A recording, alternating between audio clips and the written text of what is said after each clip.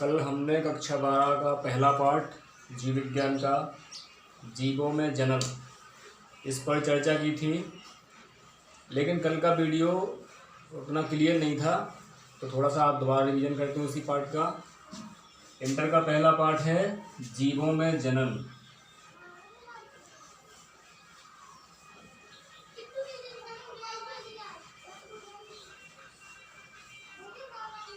Reproduction in organism. जो जनन होता है उसको इंग्लिश में बोलते हैं रिप्रोडक्शन। रिप्रोडक्शन में दो शब्द हैं, एक है री, दूसरा है प्रोडक्शन। यहाँ पर री का मतलब होता है अगेन एंड अगेन, यानी बार बार, पुनः। और प्रोडक्शन का मतलब होता है उत्पादन या निर्माण। जब किसी का बार बार उत्पादन होता है, बार बार निर्माण होता है, तो हम इसे रिप्रोडक्शन कह सकते हैं। लेकिन जीव विज्ञान की भाषा में प्रजनन या जनन की परिभाषा होती है वह क्रिया जिसके द्वारा कोई जीव जाति पृथ्वी पर अपनी निरंतरता बनाए रखती है। और सिंपल शब्दों में इसकी परिभाषा होगी वह क्रिया जिसके द्वारा कोई जीव अपने जैसी संतान उत्पन्न करता है। अब जो प्रजनन होता है या जनन होता है वो दो तरह का होता है। एक तो होता है अलैंगिक जनन,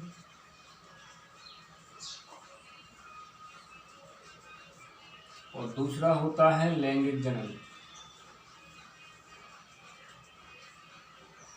अलैंगिक जनन को हम बोलते हैं एसेक्सुअल रिप्रोडक्शन, और लैंगिक जनन कहलाता है सेक्सुअल रिप्रोडक्शन।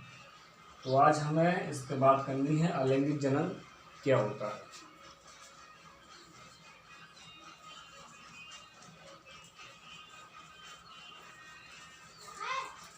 जो अलैंगिक जनन होता है इसमें एक ही जीव संतानें उत्पन्न करने में सक्षम होता है। इसमें दो जीवों की आवश्यकता नहीं पड़ती है, केवल एक जीव के द्वारा ही संतानें उत्पन्न होती हैं। तो इसकी आवश्यक शर्त है कि एक ही जीव के द्वारा संतानें उत्पन्न होती हैं। दूसरी बात है कि इसमें जो भी संतानें होती हैं वह सभी गुणों में अपने जनक के समान होती हैं, यानी क्लोन होती हैं संतानें। क्लोन का मतलब होता है ऐसी संतानें जो बिल्कुल माता पिता यानी जो उनके जनक हैं उनके हूबहू हों, वो कहलाते हैं क्लोन। अब अलैंगिक जनन कई विधियों से होता है। एक विधि होती है द्विखंडन, इसको बोलते हैं बाइनरी फिजन इंग्लिश में।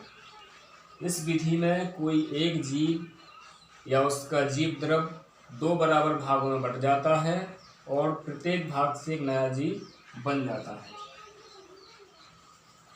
यह अमीबा में होती है, पैरामीशियम में भी यह होता है,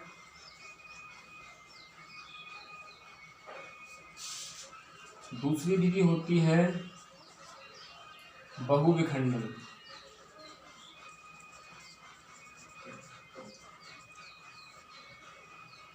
कभी कभी कोई जीव या उसका जीव द्रव दो या दो से अनेक भागों में बट जाता है और प्रत्येक भाग से नए जीव उत्पन्न हो जाते हैं, तो यह क्रिया हो जाती है बहुविखंडन। यह क्रिया अमीबा में भी देखी गई है।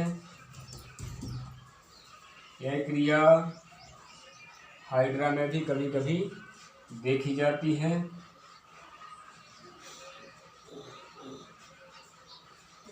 तीसरी होती है बीजाणुओं के द्वारा,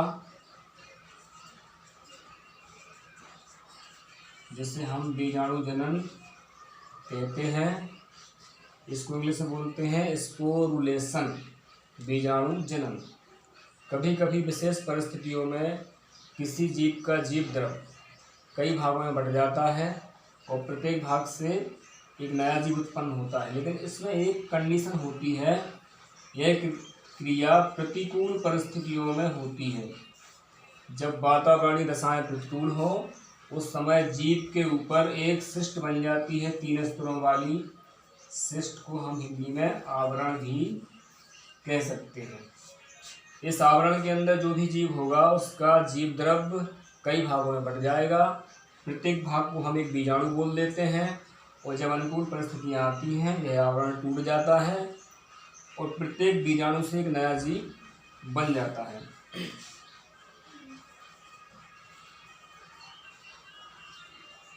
यह अमीबा में देखी गई है,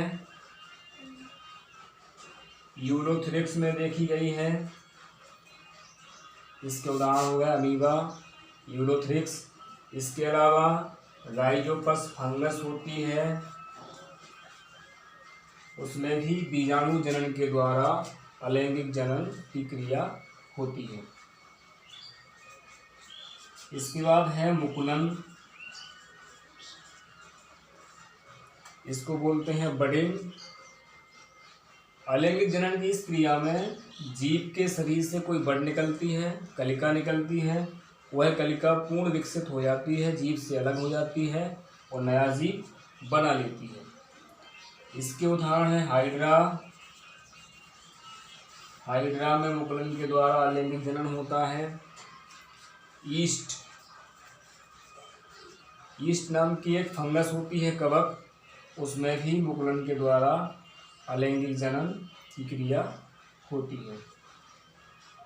तो यह 4 प्रकार का अलैंगिक जनन विशेष रूप से देखा गया है।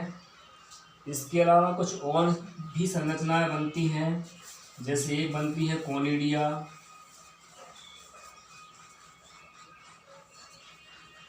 एक बनती है जेन्यूल। कोनिडिया और जेन्यूल के द्वारा भी अलैंगिक जनन होता है। कोनिडिया के द्वारा कवक में अलैंगिक जनन होता है, जेन्यूल के द्वारा स्पंज में अलैंगिक जनन होता है। स्पंज संग पॉलीफेरा के सदस्य होते हैं, जिसमें जेम्यूल विशेष प्रकार की संरचनाएं होती हैं, इनके द्वारा अलैंगिक जनन होता है।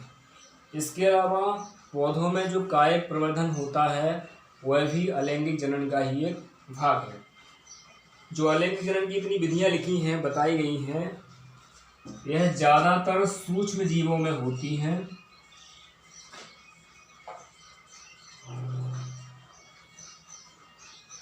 जो बड़े आकार वाले जीव होते हैं उनमें अलैंगिक जनन की यह विधियां नहीं होती हैं। शाम तक दूसरा वीडियो बनाएंगे, उसमें हम लोग अलैंगिक जनन की जो विधियां रह गई हैं, यानी कायिक प्रवर्धन रह गया है, उसको पढ़ाएंगे। उसके बाद लैंगिक जनन पर चर्चा करेंगे।